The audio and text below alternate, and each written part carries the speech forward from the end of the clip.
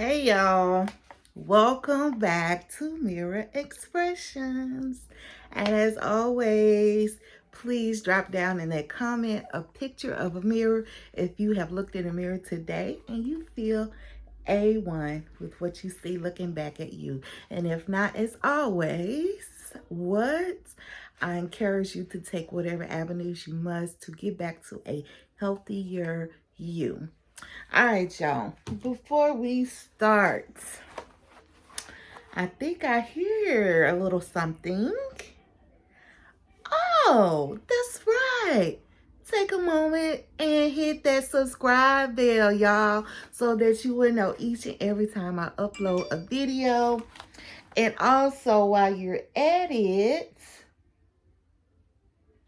sorry, I don't want any more interruptions, right? So, there we go. I hope that in that period of time, that interruption right there, that we got that fingerprints pushed on that bell so y'all can be notified. And also just take the time to hit that thumbs up button too and like this video. Y'all, I have a goal. I want to, by the end of this month, to hit 100 subscribers. And you can be a part of helping me reach my goal. So please, please, please, please. And I am forever grateful to you. All right, today we will be reviewing and recapping American Horror Stories. We are season 2, episode 5.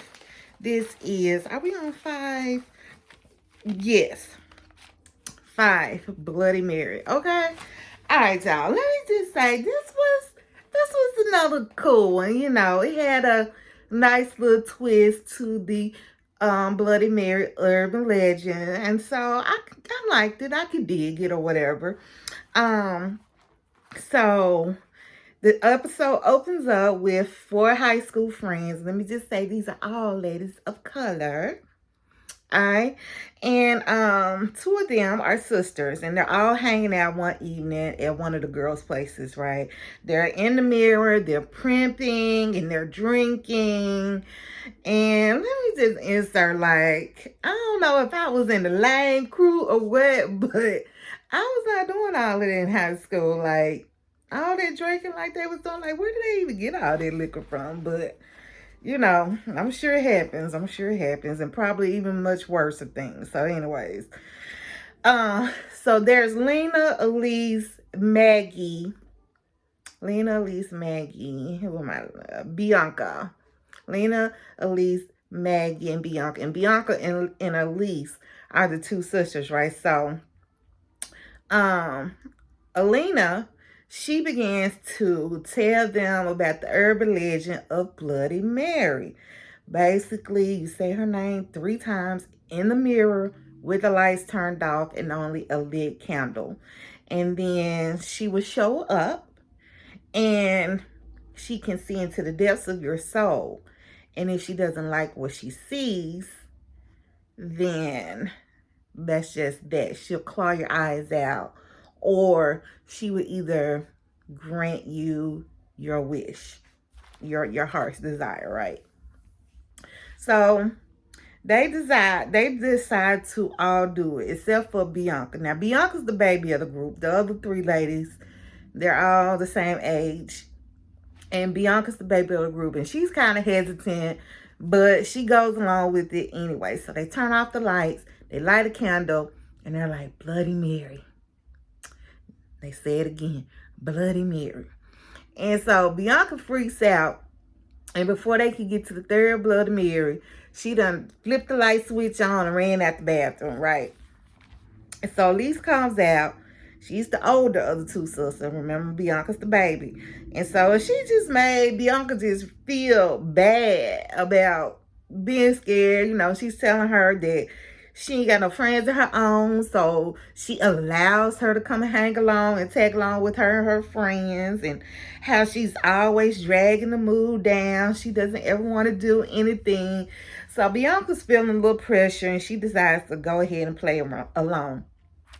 So this time, instead of them all crowding around the same mirror, each girl decides to go and stand in front of her own mirror.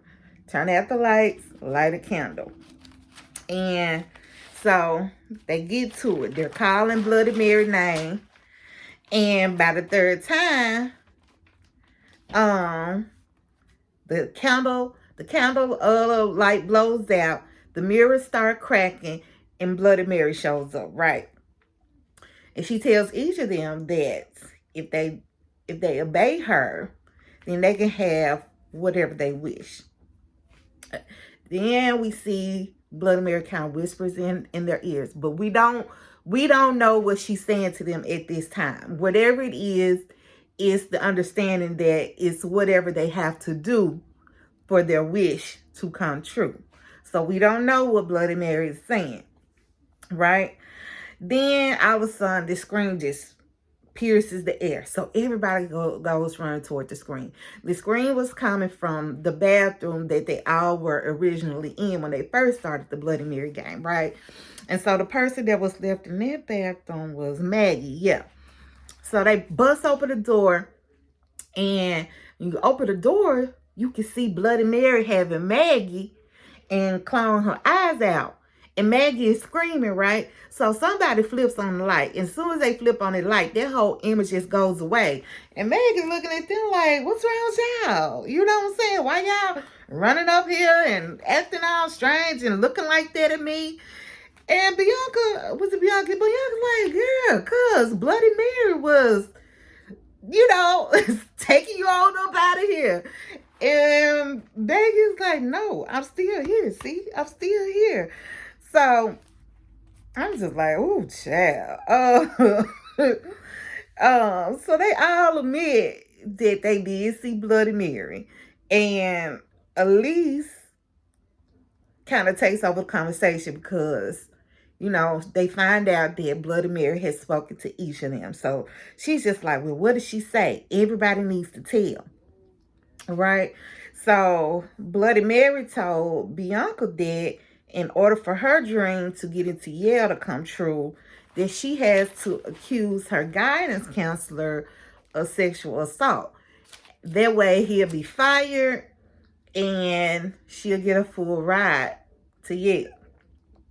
Lena wants to be the cheer captain again. So Bloody Mary told her that if she drops the now cheer captain, the current cheer captain, from the top of the pyramid, that she'll become paralyzed and that she'll get to move back into the cheer captain spot. Right? And then Maggie is crushing on her ex-boyfriend, but he has a new girlfriend now. And so Bloody Mary told her that to get her ex-boyfriend back, she's going to have to put his new girlfriend's nudes all over the internet. And then he would come back to Maggie.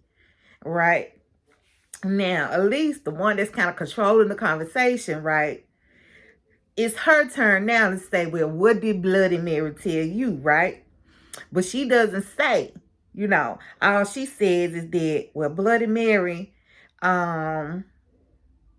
wants to be, wait a minute.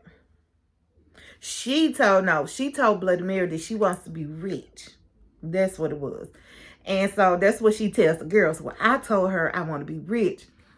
And then she says, and Bloody Mary told me to, and then she kind of stops talking. Right? So she done pumped everybody else about what Bloody Mary said. But we don't get to hear what Bloody Mary told her to do. And I thought that was strange. I said, something up with that. You know what I'm saying? Like, I don't know, but it was just kind of funny. Like, the only thing we could kind of hear was her kind of maybe say to her. And that was that. So we don't know to her who or what, but I figure it had to have probably been like one of them girls or like her mom or something like that, because we'll figure out later on what the deal with the mom is, right? So they try to just go on about their day and convince themselves that nothing happened, that they were just, seeing things, that Bloody Mary wasn't real. And so they go on about their day. Now, Lisa and Bianca, they're at home now. And we find out, like I said, they don't have the best home life. The mom, she doesn't seem to want them. She's just not a very caring mom. She doesn't provide, we find out at some point. And that Elise is like the person that goes to, like, she has like a little after school job that she goes to help keep food on the table, even paying rent. So when they make it in the house, their mom is in the living room sexing it up with some random, right? And the mom basically tells them they can't come in the house right now. Like, she taking care of business. This is her time. She can do whatever she want to do. So the two girls go and sleep in the car for the night. And I was like, oh, they really tugged on my heartstrings. So, like I said, we get the sense that Elise is the caretaker of the two girls, right? And so, cause that ain't shit mama of theirs. It's not doing nothing, right? So it's the next day and they're in class and the teacher just so happened to be teaching on reflections and refractions, right? So the teacher's going on about how mirrors are thought to be portals to another world. And then she has a whiteboard, that you write on. It's the kind that swivels around. It's usually like a blackboard or a cork board on the opposite side, but instead what's on the opposite side of this board is a mirror, since she's talking about reflections. And so this particular class, all three of the upperclassmen are in there: Maggie, Elise, and Lena, right? And so as soon as they see the mirror, it starts to crack and up pops Bloody Mary. And she's reminding them that they done made a promise to her. So they start freaking out and run out the door, right? All four of them end up meeting behind these bleachers. And Lena tells the girls that about the rest of the legend, that apparently she didn't fill them in on the whole in legend the first day where they were in the bathroom. So the rest of the legend goes that Bloody Mary either offs the person or the person ends up in a mental ward, right? A psych ward. And so she's just like, that ain't gonna be me. I don't wanna do that. And so Elise promises to find a way out for all of them, right? All right. Next thing we see Elise at the library. She's doing some research about Bloody Mary. So she's kind of typing in some things. And mind y'all, Bloody Mary is a woman of color too. So at first it was like some pictures of a Bloody Mary. She was clearly white, you know what I'm saying? And so she then Googles Bloody Mary. I think she put in African American or black or something like that. And so the Bloody Mary she's looking for comes up.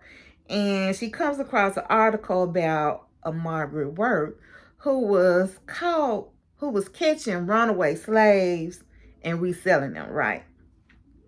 So now, meanwhile, the other girls, they're all seeing visions, like related to whatever their promise was to Bloody Mary. Like what's the baby name? Bianca, she saw her counselor hanging with a rope around his neck. Or let's see, Maggie saw something going on with the new girlfriend of her exes. Or what's the other girl who I'm leaving out, y'all? Lena. Lena saw a vision of something happening with the cheerleader. Okay, so they're all seeing these different visions, right? Every time they look in the mirror. So Lena, she gets overwhelmed by all the visions. She's like, she can't take it no more. And so she says she ready to fulfill her promise. So she ready to take the cheerleader captain on out the door, right? She just ready to go and get rid of the girl. So she said she ain't waiting for Elise to figure nothing out. So you could tell she's really rattled. And so the evening at cheer practice, the other three girls show up because they're trying to stop Lena from doing something she's going to regret, like dropping the cheer captain. And sure enough, they put the girl up at the top of the pyramid. And when she's flipping out of the pyramid, Lena kind of steps back, and then at the very last minute, she comes in to help catch her. And so the girl is fine, but it was just like that close call. Like she was really playing about, she was really thinking about doing it, right? So, let me just insert right here. I got this in my notes. Y'all, did anybody else notice? Because now I was just like, now, y'all try to pull some Tyler Perry mess on us right now. Did anybody else notice how Elise's wig kept changing? Like, literally, all in the same day. Like, it's supposed to be just an hour or so later, and this girl got a whole different wig on. Same clothes, same day, but different wig. I said, now, what in the Tyler Perry? Now, they could have at least even got, well, hell, just buy more than one of the same wigs, period, point blank. If you're going to have to shoot something multiple times, you know, because the wigs were just not similar. Like, one was very flattering to her face, and the other one was just kind of so-so. You know, it wasn't as full and all that. It was a different kind of curl pattern. But anyway, okay, I digress. I'm sorry, y'all. It was just something I noticed and wanted to mention. Anyway, so that night, Bloody Mary shows up to Bianca. That's the baby girl. And tells her that she has until the next day at midnight to do what she has told her to do. So Bianca gets up out the bed. She freaking out. So she doesn't go back to sleep, right? Instead, she's waiting on her sister to come home from work. So as soon as Elise get home from work, up comes Maggie. She running up, talking about that Lena is gone, that her parents had found her with her eyes clawed out in the bathtub, and that they're thinking like a homeless person followed her home and did it, but they all know that it was Bloody Mary, right? So Elise, she keeps researching. She's at the library, and then she happens to ask the librarian about the Margaret Worth. So the librarian, he goes on to say that Margaret Worth was a part of a wait a minute, did I bring up Margaret Worth at first? Yeah. So that's the name that she came across the first time that she had Googled Bloody Mary, African American or Black Bloody Mary. So that name came up, Margaret Worth, right? So anyway, so the librarian goes on to tell Elise that Margaret Worth was a part of a reversed underground. I was like, what the hell? You know what I'm saying? So basically, she would open her home to runaway slaves that were traveling through the Underground Railroad, pose it as if she was a safe home when she wasn't. So she would lure them in as if they were coming to a safe place, capture them, and then not let them go and turn around and resell them, right? So in this flashback, we see Mary being caught. She was one of the slaves, and she had her little boy with her. And so Mary had called, well, Mary first was pleading with Margaret to let them go, to give them something to eat and all that or whatever. My baby, he want to talk to y'all. He's saying, hey, y'all. I love his sweet noises. But anyways, so Margaret said that, so Mary was saying, was pleading with Margaret to, hey, let us go, whatever. And so Mary ended up calling upon the ancestors for strength, right? And so she just kind of went ballistic. You know, she looked in the mirror and all of a sudden, and I'm going to say she did this. Wait a minute, I'm kind of getting ahead of herself. So what happened was when Margaret was ready to sell them, she was about to sell them, right? But then she also tried to separate Mary's little boy from her, right? And Mary was like, no. So, of course, she got all mad. And she's chained and bound in her ankles and feet. So, she looked in this mirror that just happened to be sitting there above the fireplace. And she calls upon the ancestors. And all of a sudden, she gets all this extraordinary strength. And so, she doing this. And she breaking necks just by movements. And then she pulls out this dagger, right? And so, she gets Margaret in the eyes with the dagger. And then Margaret had her own slave that would kind of, who she used to kind of help trick the other slaves to come on in. And so she ended up slashing her throat.